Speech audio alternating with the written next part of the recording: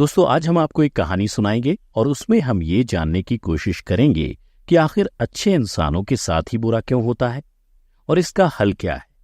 मतलब अगर हमारे साथ कुछ बुरा हो रहा हो तो उस वक्त हमें क्या करना चाहिए, ये भी हम आपको इस वीडियो में बताएंगे।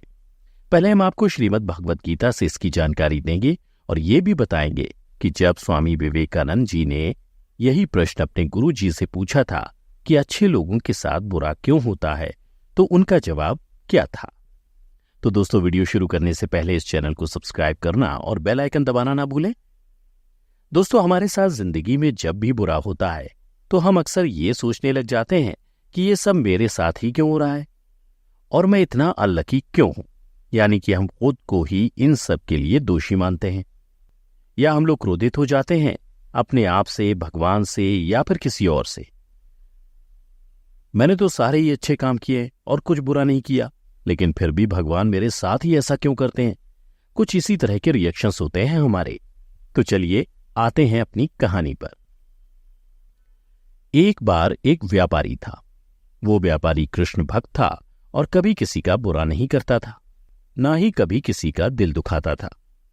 वह हर रोज भगवान के मंदिर में प्रार्थना करके भगवान से आशीर्वाद लेकर अपने काम पर जाता था और इस व्यापारी के आसपास के सभी लोग इससे बहुत खुश थे और व्यापारी की पूरे शहर में बहुत इज्जत थी। तो वहीं दूसरी ओर एक बहुत ही घटिया आदमी था और वह उसी समय मंदिर जाता था जिस समय व्यापारी मंदिर जाता था। पर वह मंदिर में आकर भी लोगों और जानवरों को दुखी करता था। वह जानवरों पर पत्थर मारा करता था, जुआ खेलता था और शराब पीना तो उसका रोज का काम था। जहां अच्छे व्यापारी का जीवन था कि रोज सुबह जल्दी उठकर मंदिर जाना और प्रभु का नाम जपकर आगे बढ़ना, तो इस नीच व्यक्ति का जीवन मंत्र था कि सुबह जल्दी उठ के मंदिर होकर और नंगे पांव जाकर चप्पल उठाकर लाना। ऐसे में नीच व्यक्ति मंदिर में भी चोरी करने से बाज नहीं आता था और लोगों की बाहर रखी चप्पलों को भी वह उठाकर भाग जाता था। एक दिन बहुत बारिश हो रही थी और मंदिर में कोई नहीं आया था। ऐसे में नीच व्यक्ति ने देखा कि मंदिर में कोई तो नहीं है, मंदिर में तो कोई नहीं है, और वह पंडित जी की नजरों से बचते बचते मंदिर में रखे सारे पैसे लेकर चंपत हो गया। और थोड़ी देर बाद व्यापारी भी मंदिर आ गया और उस चोरी का इल्जाम इस व्यापारी पर लग गया। इस दौरान लोगों ने व्यापारी को खूब जलील किया और खूब फटकारा और लोग कहने लगे कि पुलिस को बुलाओ और इस चोर को सबक सिखाओ। कपड़े तो इतने अच्छे पहनता है और चोरी कर रहा है, वह भी मंदिर जैसी पवित्र स्थान पर।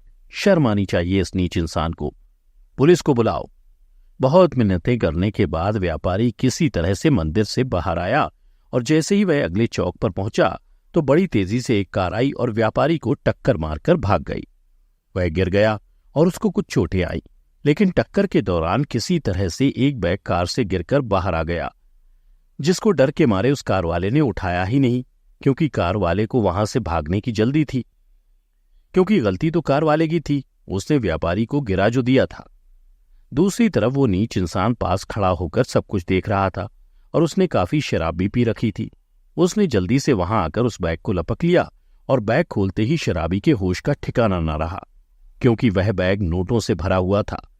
वो खुशी के मारे उछल पड़ा और चिल्लाने लगा कि आज तो मैं खूब मालामाल हो गया। पहले सुबह मंदिर से माल मिला और अब ये पैसों से भरा बैग, मेरी तो आज लॉटरी ही लग गई। यह सुनकर व्यापारी सारा खेल समझ गया। वह उस समय तो चुप ही रहा, लेकिन जब वह घर गया तो उसने गुस्से में भगवान की सभी तस्वीरों को उतार दिया, क्योंकि आज उस व्यापारी की जिंदगी का सबसे बड़ा दिन था। व्यापारी ने अपनी बीबी और बच्चों को बुलाया और चिल्लाकर कहा, खबरदार, आज के बाद इस घर में किसी ने भी भगवान का नाम लिया, इस दुनिया में कोई भगवान नहीं है और सब पाखंड है। भगवान जैसी कोई चीज नहीं होती और सब मन का वहम है, और अगर भगवान होते तो इतना भी नहीं देख पाते कि मैं चोर नहीं हूं और वह पाखंडी इंसान चोर है। मैंने कभी बुरा नहीं किया और मेरी जिंदगी में इतना जहर और उस नीच इंसान के लिए पैसों से भरा बैग, ये तो घोर अन्याय है। ऐसे में कृष्ण भक्त का दिल अब पूरी तरह से टूट चुका था। रात का खाना खाए बिना ही वह अपने सोफे पर लेट गया और काफी देर लेटे रहने पर उसे नींद आ गई।